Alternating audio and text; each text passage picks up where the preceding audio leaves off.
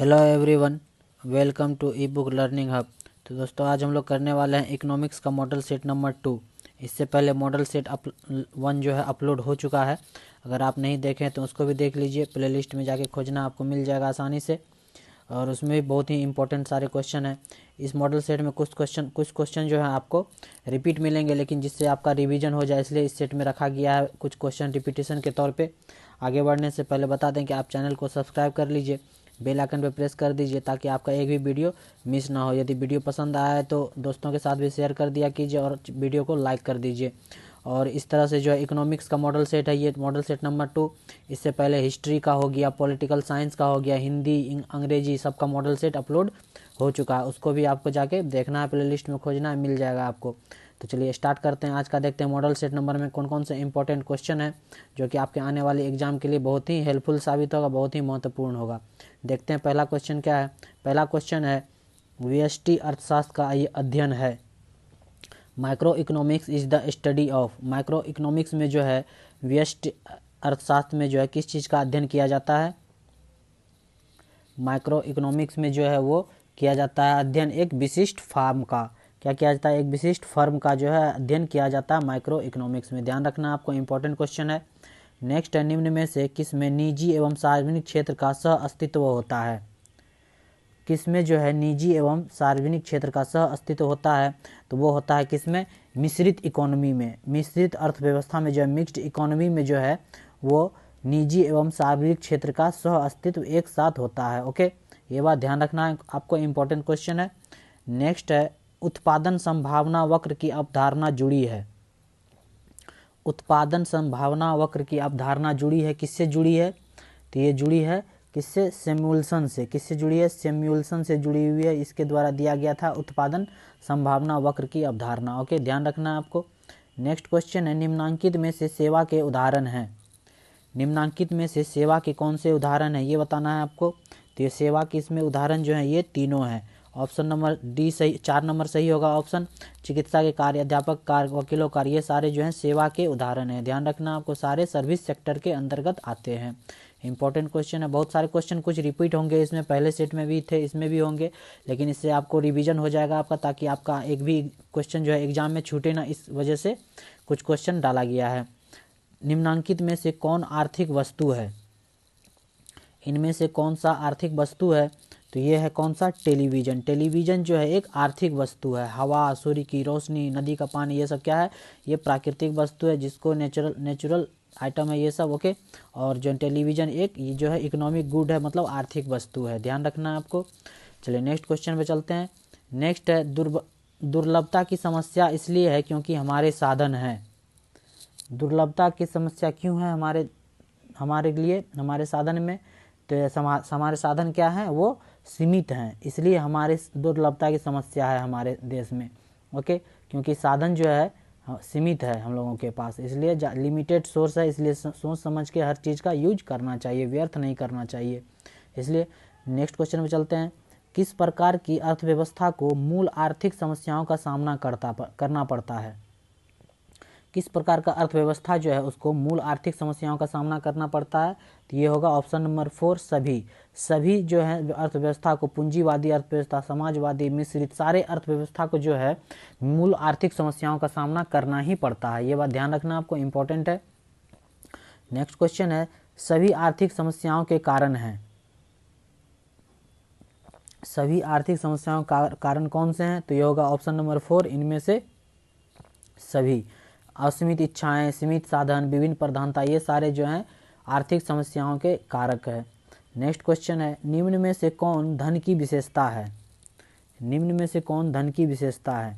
तो ये हो गया ऑप्शन नंबर 4, इनमें से सभी जो हैं सारे धन की विशेषता है। उपयोगिता, सीमितता, विनिमय, साध्यता, ये सारे जो हैं धन की विशेषता है। ध्यान रखना आपको, इंपॉर्टेंट है। नेक्स्ट है, अर्थव्यवस्था की केंद्रीय समस्या क्या है? अर्थव्यवस्था की केंद्रीय समस्या क्या है? तो ऑप्शन नंबर 4 होगा, इनमें से कोई जो नहीं है। साधनों का आवंटन, साधनों का कुशलतम प्रयोग, आर्थिक विकास, ये सारे जो है केंद्रीय समस्या नहीं है अर्थव्यवस्था को। ओके, ध्यान रखना आपको। नेक्स्ट है, उत्पादन संभावना वक्र का ढाल गिरता है। उत्पादन संभावना का ढाल का वक्र जो है किधर से गिरता? दाएं से बाएं की ओर ढाल गिरता है। ओके, ध्यान रखना आपको, दाएं से बाएं। एक देश का आर्थिक विकास निर्भर करता है, किसी भी देश का आर्थिक विकास किस पे निर्भर करता है, तो ये इनमें से सभी चीज़ों पे निर्भर करता है। पूंजी संसाधन, बाजार का आकार और प्राकृतिक खनिज, इन सब पे निर्भर करता है। ओके, नेक्स्ट क्वेश्चन है, एक समाजवादी अर्थव्यवस्था का मूल उद्देश्य होता है। एक समाजवादी अर्थव्यवस्था का मूल उद्देश्य क्या होता है, तो ये होता है ऑप्शन नंबर 4 हो जाएगा, क्या होगा, अधिकतम लोक कल्याण। समाजवादी अर्थव्यवस्था का मूल उद्देश्य क्या होता है, अधिकतम लोक कल्याण। ओके, नेक्स्ट है, उपभोक्ता व्यवहार पढ़ा जाता है। उपभोक्ता व्यवहार पढ़ा जाता है, किस में पढ़ा जाता है, ये माइक्रो इकोनॉमिक्स में, व्यष्टि अर्थशास्त्र में पढ़ा जाता है। ध्यान रखना आपको, व्यष्टि अर्थशास्त्र में।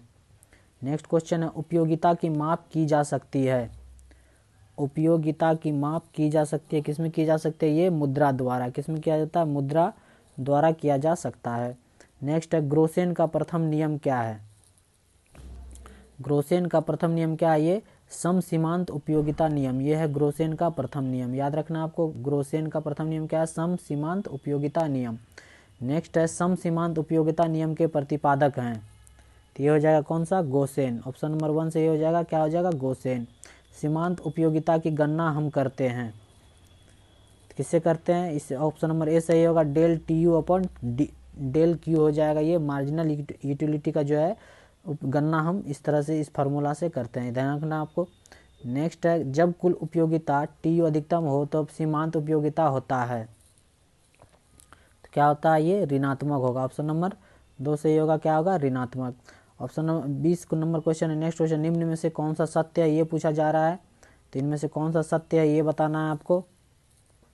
तो ये हो जाएगा ऑप्शन नंबर 4, ये ऊपर जो तीनों कथन है, ये तीनों के तीनों क्या है, सत्य हैं। ध्यान रखना है आपको, इसको पढ़ लेना है, सत्य हैं ये तीनों कथन।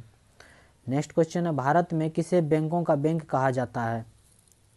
किसको जो है बैंकों का बैंक कहा जाता है, तो ये कहा जाता है किसको, भारतीय रिजर्व बैंक को। भारतीय रिजर्व बैंक को जो है वह बैंकों का बैंक कहा जाता है, याद रखना आपको, बैंकों का बैंक कहा जाता है भारतीय रिजर्व बैंक को। नेक्स्ट है, निम्न में से कौन सा मुद्रा का प्राथमिक कार्य है। कौन सा मुद्रा का प्राथमिक कार्य है, तो ये होगा ऑप्शन नंबर 3, 1 और 2 दोनों, विनिमय का माध्यम और मूल्य का मापन, ये तीनों जो है मुद्रा का प्राथमिक कार्य है। नेक्स्ट है, निम्न में से कौन मुद्रा का द्वितीयक कार्य है। निम्न में से कौन मुद्रा का द्वितीयक कार्य है, तो ये होगा ऑप्शन नंबर 3, इसमें भी 1 और 2, मूल्य का हस्तांतरण और मूल्य का संचय, ये है द्वितीयक कार्य है मुद्रा का। ओके, ध्यान रखना, प्राथमिक कार्य है विनिमय का माध्यम और मूल्य का मापन, और द्वितीय कार्य मूल्य का हस्तांतरण और मूल्य का संचय। नेक्स्ट क्वेश्चन है, मुद्रा कार्यों में सम्मिलित है। मुद्रा कार्यों में क्या सम्मिलित है, तो ये होगा ऑप्शन नंबर 4, उपयुक्त सभी, मूल्य निर्धारण, मूल्य का संचय, विनिमय का माध्यम, ये तीनों जो है मुद्रा कार्यों में सम्मिलित है। नेक्स्ट क्वेश्चन है, निम्न में से कौन मुद्रा का कार्य नहीं है। निम्न में से कौन मुद्रा का कार्य नहीं है, तो ये होगा मूल्य का स्थिरीकरण।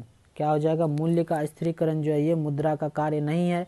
बाकी तीनों, मूल्य का मापन, मूल्य का हस्तांतरण और मूल्य का संचय, ये तीनों जो है मुद्रा का कार्य है, और मूल्य का स्थिरीकरण जो है ये मुद्रा का कार्य नहीं है।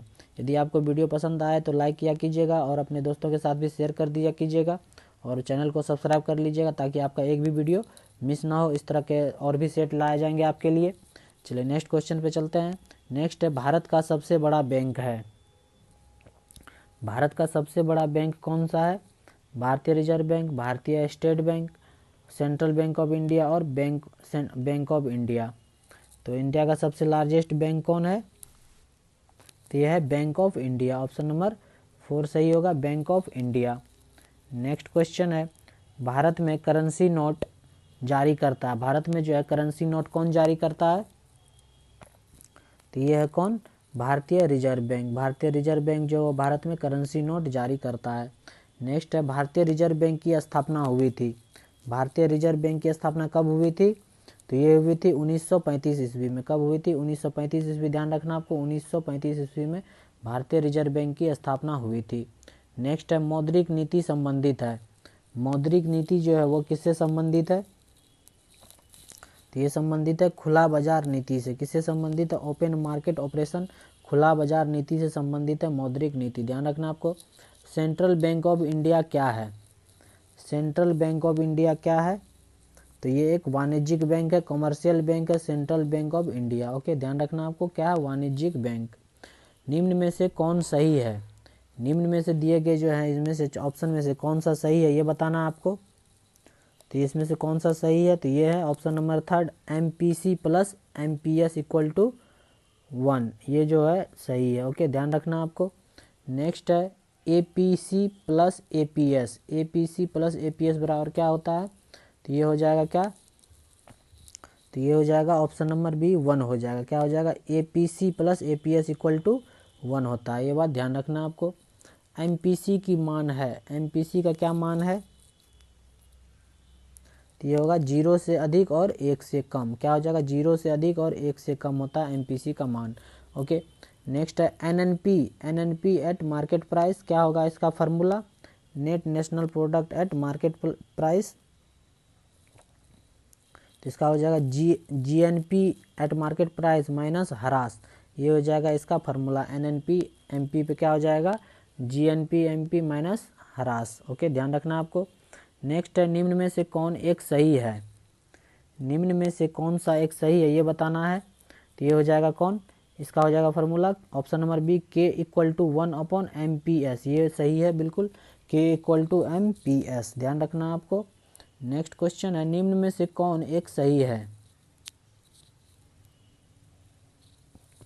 तो ये हो जाएगा ऑप्शन नंबर 4, उपयुक्त सभी, ये तीनों जो है y equal to C plus I, y equal to 0 and C plus S equal to C plus I, ये सारे जो हैं सही हैं।